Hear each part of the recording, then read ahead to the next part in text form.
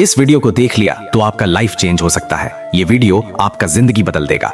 उसने 4 साल तक उसका इंतजार किया, हर दिन हर रात, और जब वो लौटा तो उसने उसे ईंट भट्टे पर टूटते हुए पाया। लेकिन उस दिन जो हुआ उसने सिर्फ उनकी नहीं, इंसानियत की कहानी बदल दी।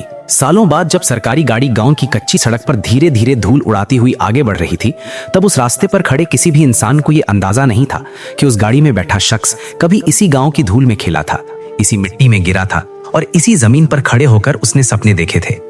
हवा में वही पुरानी मिट्टी की खुशबू थी, खेत वैसे ही खड़े थे, पेड़ वैसे ही झूम रहे थे, लेकिन वक्त बदल चुका था और उस गाड़ी के अंदर बैठा विवेक भी बदल चुका था। अब वो एक बड़ा अधिकारी था, उसके पास इज्जत थी, पहचान थी, ताकत थी, लेकिन उसके दिल के किसी कोने में एक खालीपन था, एक ऐसा दर्द जो आज तक भरा नहीं था। गाड़ी की खिड़की से बाहर देखते हुए उसकी आंखों के सामने एक एक करके पुराने दिन घूमने लगे। वही टूटा फूटा घर जिसमें छत से बारिश टपकती थी, जहां ठंड में भी गर्म कपड़े नहीं होते थे, जहां कई रातें बिना खाना खाए गुजर जाती थी। उसके पिता सालों से बीमार थे, खाट पर पड़े रहते थे, और माँ दूसरों के घरों में बर्तन मांजकर, झाड़ू पोछा करके किसी तरह घर चलाती थी। विवेक खुद भी दिन भर मजदूरी करता था, कभी ईंट ढोता, कभी बोरी उठाता, कभी खेतों में काम करता, और फिर रात को जब पूरा शरीर दर्द से टूट जाता तब भी वो हार नहीं मानता था। वो लालटेन की हल्की कांपती हुई रोशनी में किताब खोलकर बैठ जाता। आंखों में नींद होती लेकिन दिल में आग होती। वो खुद से बार बार कहता, बस एक दिन सब बदल जाएगा। गांव वाले उसे देखकर हंसते थे, कहते थे कि अरे पढ़ लिख कर क्या करेगा, यहां से कोई कलेक्टर नहीं बनता। लेकिन वो चुप रहता था, क्योंकि उसे पता था कि सपनों का जवाब शब्दों से नहीं, मेहनत से दिया जाता है। उसी गांव में एक और कहानी चल रही थी, एक लड़की की कहानी जिसका नाम था सीमा। उसकी जिंदगी भी आसान नहीं थी। माँ बाप बचपन में ही चले गए थे और अब उसके पास सिर्फ एक छोटी सी झोंपड़ी थी और जीने की जिद। वो सुबह से शाम तक काम करती थी, जहां काम मिलता वहां चली जाती थी, कभी खेतों में, कभी किसी के घर, और जब कुछ नहीं मिलता तो ईंट भट्टे पर। धूप में जलती, बारिश में भीगती, ठंड में कांपती, लेकिन उसके चेहरे पर कभी शिकायत नहीं दिखती थी। उसकी आंखों में एक अजीब सी शांति थी, जैसे उसने दर्द को अपना लिया हो। धीरे धीरे विवेक और सीमा एक दूसरे के करीब आ गए। उनके पास देने के लिए पैसा नहीं था, लेकिन एक दूसरे को समझने वाला दिल था। जब विवेक थक जाता, टूट जाता, तो सीमा उसके पास बैठ जाती और बस इतना कहती, तू बस मेहनत कर, सब ठीक हो जाएगा। और वही शब्द उसे फिर से खड़ा कर देते। एक शाम सूरज ढल रहा था, आकाश लाल हो रहा था और विवेक चुपचाप बैठा था। उसके हाथ में किताब थी, लेकिन नजरें कहीं दूर थीं। सीमा उसके पास आई और पूछा, क्या हुआ? विवेक ने धीरे से कहा, मुझे शहर जाना पड़ेगा, यहां रहकर कुछ नहीं होगा। ये सुनते ही कुछ पल के लिए सब कुछ रुक गया, क्योंकि शहर का मतलब सिर्फ पढ़ाई नहीं था, बल्कि दूरी थी, अलग होना था। विवेक ने कहा कि उसके पास पैसे नहीं हैं। ये कहते वक्त उसकी आवाज टूट रही थी। वो पहली बार खुद को कमजोर महसूस कर रहा था। कुछ दिनों तक उसने और मेहनत की, लेकिन पैसे फिर भी कम पड़ रहे थे। एक रात वो पूरी तरह टूट गया और बोला, शायद मेरा सपना सपना ही रह जाएगा। तभी सीमा आई। उसने कुछ नहीं पूछा, बस अपनी मुट्ठी खोली और पैसे उसके सामने रख दिए। विवेक चौंक गया। उसने पूछा, ये पैसे कहां से आए?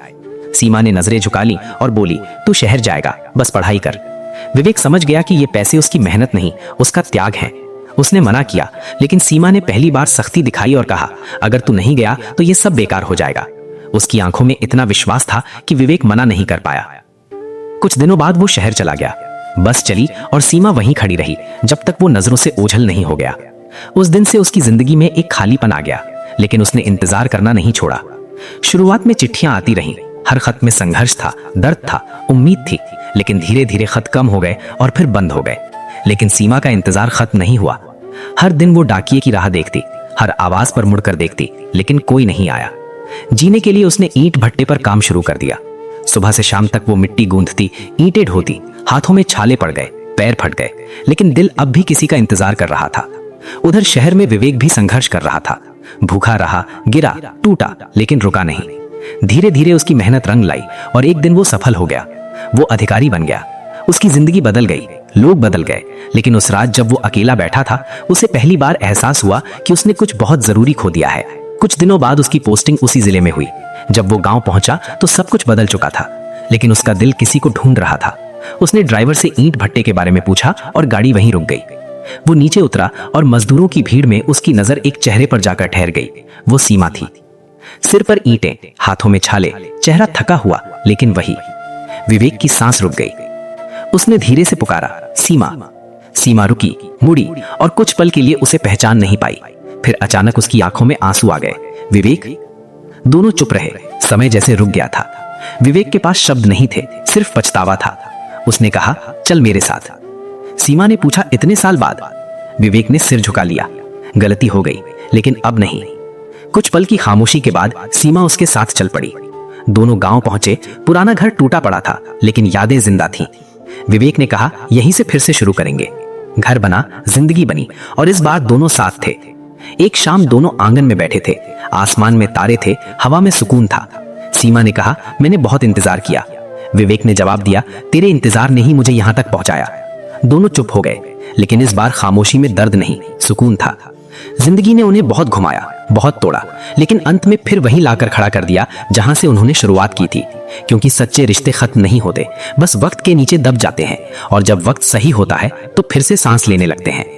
अब एक सवाल तुमसे, अगर तुम्हारी जिंदगी में कोई ऐसा इंसान हो जिसने तुम्हारे लिए सब कुछ किया हो, तो क्या तुम उसे कभी अकेला छोड़ोगे?